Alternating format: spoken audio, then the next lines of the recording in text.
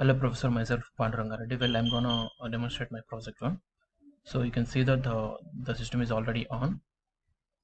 When the part is on the conveyor, so it moves it moves it moves onto the conveyor. So when the part is detected, it transfers to the lift. So you can see that if the part is already at the part release. So here the operator will decide this is a good part or bad part. So when the PB is pressed, so the good part will be retracted to the divert chute. So you can see that there are interval here. The number of good parts will be recorded, and also again you can see that another part came to the part release. So the operator will decide if the part is good or bad.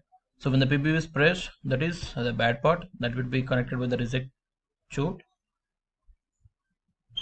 So this will be a continuous process, keep on going.